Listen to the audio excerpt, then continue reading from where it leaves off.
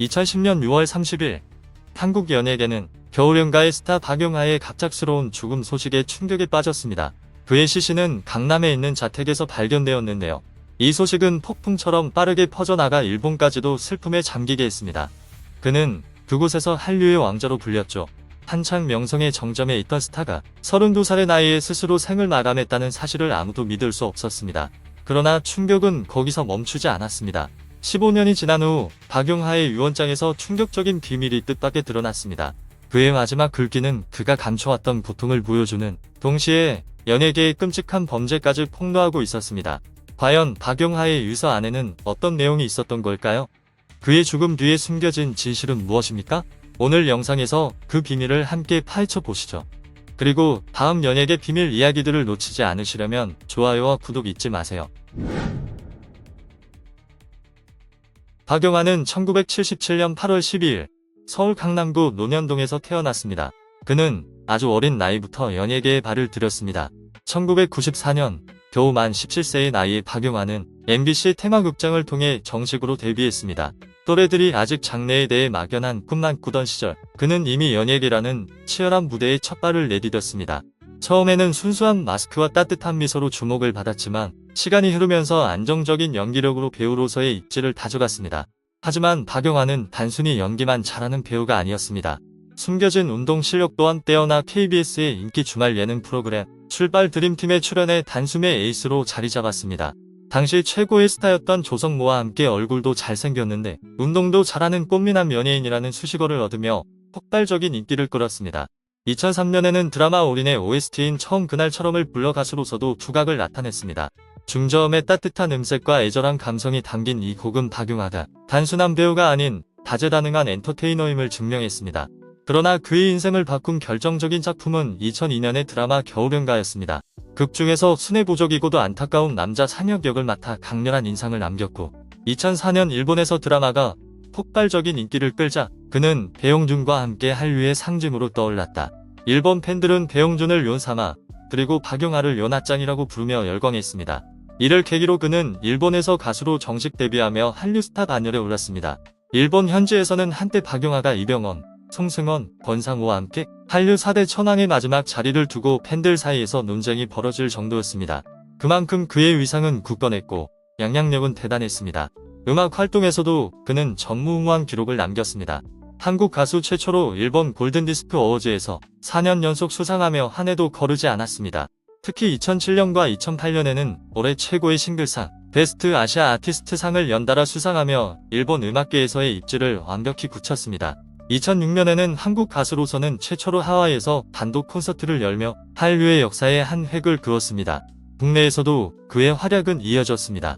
2008년 드라마 온에어에서 주연을 맡아 큰 인기를 끌었고, 같은 해 1인 기획사 요나 엔터테인먼트를 설립하며 독립적인 아티스트로서의 행보를 시작했습니다. 2009년에는 영화 작전에서 주연을 맡았고, 박효신의 뮤직비디오 사랑한 후에도 출연해 다채로운 활동을 펼쳤습니다. 2010년 6월 9일에는 일본 정규 5집 앨범 스타스를 발매했습니다. 이어 6월 19일부터 9월 4일까지 일본 여러 도시를 돌며 박용하 콘서트 투어 2010 스타스를 진행 중이었습니다. 7월 2일 효고현 공연을 앞두고 있었지만 끔찍한 사고로 인해 그 무대는 끝내 열리지 못했습니다.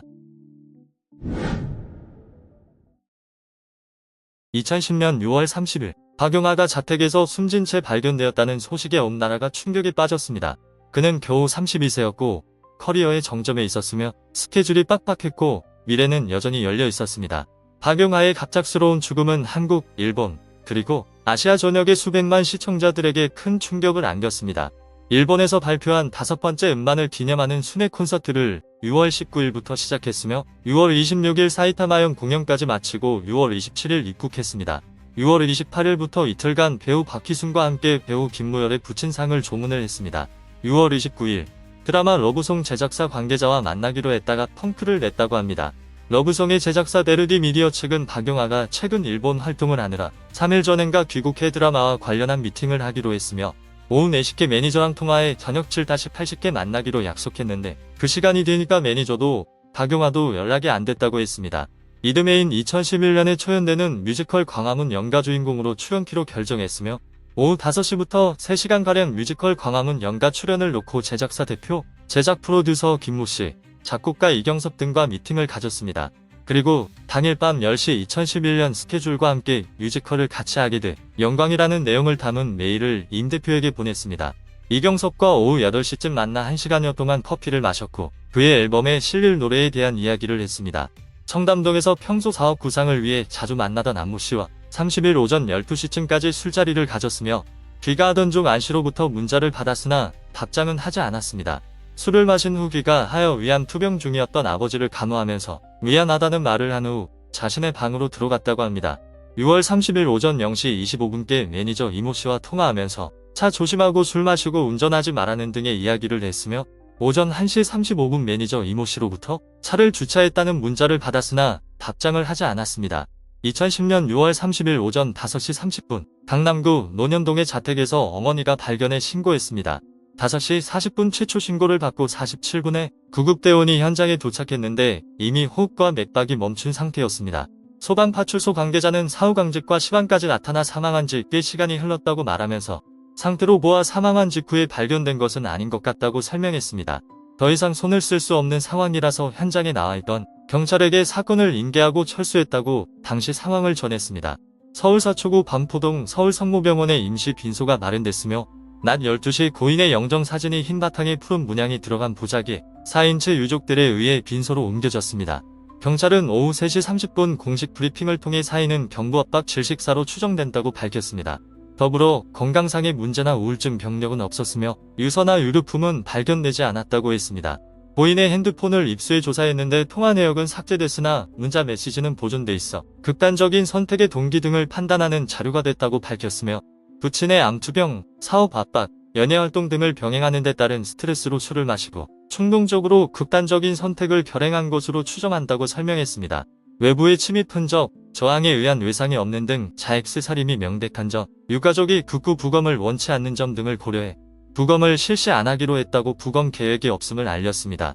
7월 1일 입관식에 앞선 오전 10시에는 고인의 빈소가 유족에 의해 5호실에서 3층에 위치한 31호실로 옮겨졌습니다. 5호실은 협소 안되다 임시 빈소였으며 31호실은 분향소 중 가장 넓고 다른 곳과 비교적 격리돼 있기 때문입니다.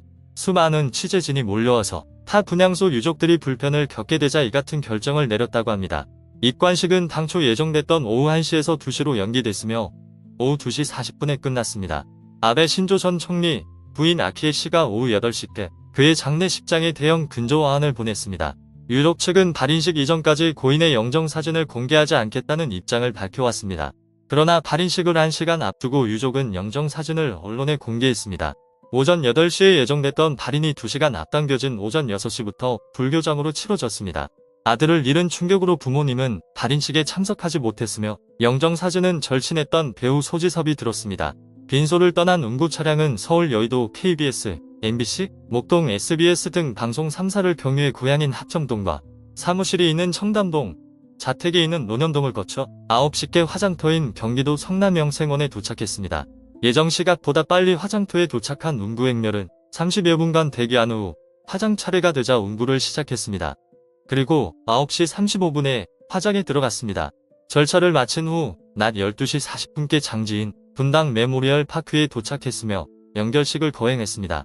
스님의 추도 불경이 있은 후 박용하의 소속사 요나 엔터테인먼트 이 실장의 추도 낭독식이 진행되자 연결식장에는 박용하가 생전 마지막으로 녹음한 것으로 알려진 스타스가 울려 퍼졌습니다.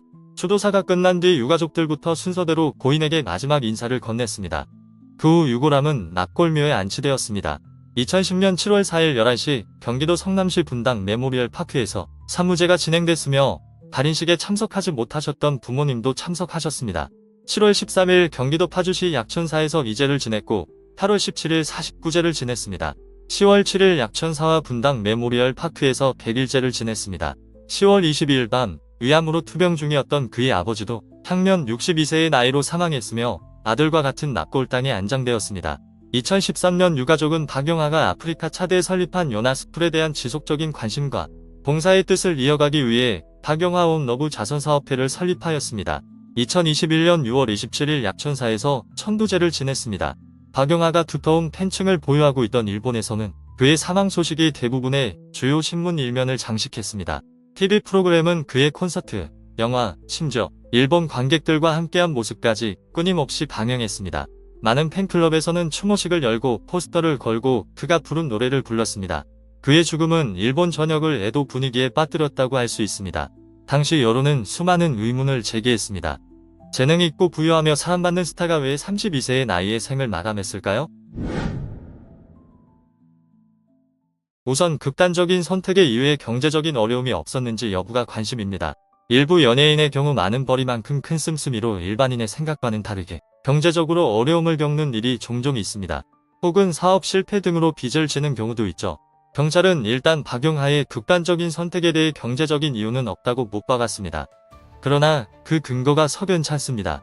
경찰은 박용하의 채권 채무를 질의하는 질문에 고인의 사생활이기 때문에 수사의 필요성을 못 느낀다고 밝혔습니다. 결국 경찰이 경제적인 문제가 없다고 판단한 근거는 기획사와 가족들의 진술이 전부였습니다. 박용하의 한 지인은 경제적으로 풍요롭지는 않았지만 빚이 있지도 않았다고 박용하의 경제적 상황을 전했습니다. 실제로 박용하가 거주했던 서울 강남구 논현동 피아파트는 2:1 ESPN 취재 결과 아버지 명의로 2008년부터 전세로 살아온 것으로 확인됐습니다. 그러나 박용하는 최근 일본 투어 콘서트를 개최하고 드라마 촬영을 준비하는 등 활발한 활동을 벌여왔습니다. 적지 않은 수입을 올릴 수 있었을 것으로 짐작돼 경제적 어려움이 있었는지는 명확하지 않습니다. 박용하가 평소 우울증을 앓아왔는지도 의혹입니다. 극단적인 선택의 경우 대부분 우울증이 주요 원인이 됩니다. 심신이 쇠약해진 상태라면 우울증의 유혹에 빠져 그릇된 선택을 할 수 있습니다. 이에 대해서도 엇갈린 진술이 나오고 있어 진실 규명이 어렵습니다. 일단 경찰은 건강상의 문제, 우울증 등 병력은 없다고 단정했습니다.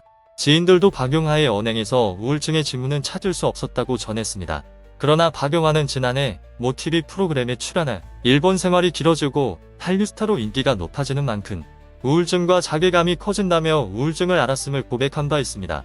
박용하의 한 이웃은 부모님이 함께 손을 잡고 동네를 다닐 정도로 화목한 집안이었다며 그러나 최근 아버지 병세가 급격히 나빠지면서 고민이 컸었던 것 같다고 말했습니다. 최근 주변 환경이 급격하게 변하면서 심리적으로 어려움을 겪은 것으로 보입니다. 경찰도 박용하가 아버지의 병원과 사업, 연예의 활동을 병행하는데 스트레스를 받았다고 밝혔습니다. 그만큼 복잡적인 원인이 작용했을 가능성이 높습니다. 박용하가 수면제를 복용해온 사실도 의문을 더합니다. 경찰 측은 박용하가 수면제를 복용해왔던 것은 사실이라면서도 사건 당일 복용했는지 여부는 사망 원인과 관계없어 확인할 이유가 없다고 밝혔습니다. 경찰 조사 결과 드러난 극단적인 선택의 이유는 부친의 투병, 사업과 연예 활동을 병행하는 데 따른 스트레스가 복합적으로 작용하면서 발생한 충동 극단적인 선택이었습니다. 그러나 세 가지 이유 모두 설득력이 약합니다. 먼저 효자로 알려진 박용하가 투병 중인 아버지를 뒤로하고 극단적인 선택이라는 극단적인 선택을 했다는 건 이해가 어렵습니다. 평소 주변인들에게 아버지 건강에 대한 걱정을 많이 털어놓던 고인의 성품이라면 더더욱 아버지 간호에 매진했어야 옳습니다. 연예 활동도 그 어느 때보다 활발하게 펼쳤기 때문에 연예 활동에 대한 스트레스를 받았는지 여부도 미지수다. 박용하는 최근 드라마에 캐스팅되고 일본 콘서트 투어를 성황리에 치르는 등 전성기를 누리고 있었습니다. 지인에 따르면 캐스팅이 확정되지는 않았지만 출연을 논의 중인 영화도 있었다고 전해집니다. 사업상 어려움을 겪었다고 보기에도 무리는 있습니다. 경찰은 고인이 지인 안모 씨와 추진 중이던 요식업에 대해 구상 단계였다고 밝혔습니다. 구체적인 계획을 세웠다기보다는 가능성을 검토하던 단계였습니다. 박용하가 경제적으로 풍족하지는 않아도 빚은 없는 상태였기에 사업 활동에 크게 스트레스를 받았다고도 보기 힘든 상황입니다. 고인이 속내를 잘 드러내지 않는 성격으로 주변에는 밝은 모습을 보였지만 가족이나 매니저 등 최측근에게는 속내를 털어놓았던 것으로 보입니다. 극단적인 선택 직접 만났던 안모 씨가 고인에게 힘들어 보인다. 힘내라고 문자 메시지를 전한 것으로 미루어 짐작할 수 있습니다. 그러나 유족을 포함해 사망 전 만난 매니저 이 씨와 안모 씨는 이유에 대해 항고하고 있어 의문입니다. 매니저는 현재 고인의 사망 충격에 정신이 혼미한 상태이고 안모 씨 경찰 브리핑 자료에서 나이, 성별 등 기초적인 신상조차 언급되지 않아 의문을 낳았습니다.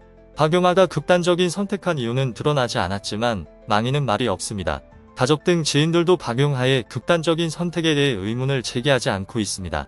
박용하의 극단적인 선택의 원인은 끝내 풀리지 않을 미스테리로 남을 가능성이 큽니다. 하지만 겨울연가의 스타의 죽음에 대한 의문은 결코 가라앉지 않았습니다. 그리고 2025년 박용하 사망 15주기를 맞아 비밀 유서에서 공개된 일련의 문서와 그와 가까운 사람들의 새로운 증언은 다시 한번 대중을 충격에 빠뜨렸습니다. 당초 박용하의 유서 관련 정보는 철저히 비밀에 붙여졌습니다. 유족은 유서나 문서가 남아있지 않다고 항상 주장해 왔습니다. 하지만 최근 서울 법조계 소식통은 박용하와 함께 일했던 로펌의 개인 파일에 봉인된 자필 유서가 있다고 밝혔습니다. 이 문서는 정확히 15년 후 박용하가 세상을 떠나기 전 본인의 요청으로 공개되었습니다. 유서 내용은 3페이지에 불과하지만 기존의 모든 추측을 뒤집기에 충분합니다. 그 안에서 박용하는 자신을 정신적으로나 육체적으로 지치게 했던 친한 형의 배신과 기획사 속 숨겨진 진실에 대해 생생하게 적었습니다. 사망 당일 박용하의 전 매니저인 A씨는 장례식장에서부터 대표를 바꾸자고 했습니다. A씨가 장례식 치르는 동안 박용하의 누나에게 꺼낸 얘기 중 하나가 대표 바꾸자는 얘기였습니다. 회사 상황을 얘기하면서 큰일 날 것처럼 얘기했습니다. 당시 회사 대표 명의가 어머니 명의로 돼 있었는데 아버지 명의로 바꾸든지 하자고 했다가 나중에는 자기 명의로 하자고 했습니다. 경황이 없던 누나는 지금 회사 명의 바꾸는 게 뭐가 중요하냐. 우선 영화 잘 보내고 차차 상의하자고 했습니다. 이후 공범자 B씨를 데리고 와서 오빠의 컴퓨터에 오빠가 자신의 장지를 결정한 곳이 있는지 확인해보라고 말했습니다. 그날 밤 누나가 12시에 논현동에 갔는데 이때 B씨가 고인의 물건, 컴퓨터, 가방, 핸드폰 이런 걸 다 가져갔습니다. 경황이 없던 누나는 필요하다고 하니 가져가라고 했습니다. 7월 2일 늦은 밤에 누나에게 전화로 박용하의 집 문 좀 열어달라고 했습니다. 원래 집 문 비밀번호를 알고 있었는데 사망 당일 어머니가 사위에게 비밀번호를 바꾸라고 해서 못 들어가게 된 것입니다. 누나가 왜 그러냐고 하니까 자기가 정리도 하고 청소도 해야 한다고 했습니다. 동생 물건은 어머니가 처음 만지게 하는 게 맞는 것 같다. 내가 대충 정리했다고 말한 후 열어주지 않았습니다. 지묘하게도 다음날 새벽 5시에 전화를 해 집 앞이니 비밀번호를 알려달고 있습니다. 누나는 아침 일찍 사무실에서 A씨를 만났습니다.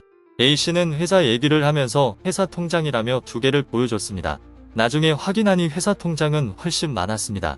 후에 법정에서 일본 팬이자 A씨와 친했던 사람이 서면으로 증언을 제출했는데 당시 소식을 듣고 7월 1일에 급하게 입국 후 장례식장에 와서 A씨에게 가족들이 없는 게 의아해 물었다고 했습니다. A씨는 어머니는 쇼핑을 갔고 누나와 매형은 밥 먹으러 가서 자리에 없다고 답했다고 합니다. 누나 내외는 새벽에 일산과 분당에 장지를 보러 다니느라고 자리를 비웠고 부모님은 입원하고 있다는 사실을 알고 있음에도 그렇게 말한 것입니다. 그 일본 팬은 그 얘기를 듣고 가족들이 정말 나쁜 사람이구나 생각을 했다고 합니다. 그뿐만 아니라 A씨가 일본 활동을 하며 재력이 많은 팬, 사회적 지위가 있는 팬들을 모아 따로 관리했다는 것도 증언해줬습니다. 일본 팬에게 개인적인 일에도 많은 도움을 받아온 것입니다.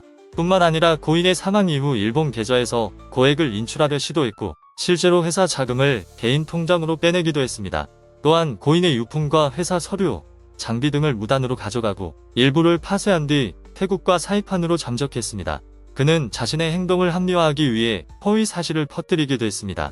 2013년 검찰은 그를 사문서 위조, 사기 미수, 절도 혐의로 기소했고 1심에서 징역 8개월 실형이 선고되었으나 항소심에서 징역 8개월, 집행유예 2년으로 감형되었습니다. 이후 한국애니매니지먼트협회로부터 연예계에서 퇴출당했습니다. 박용하 유족은 훔친 물건을 되돌려 받은 것이 아니라 직접 찾아왔음을 밝히며 그가 진심으로 반성하기를 바란다고 전했습니다. 박용하 가족의 아픔은 결코 가라앉지 않았습니다. 이제 진실이 조금씩 드러나는 가운데 박용하의 어두운 세월을 누가 책임질 것인가가 관심사입니다. 끝까지 시청해주셔서 감사합니다.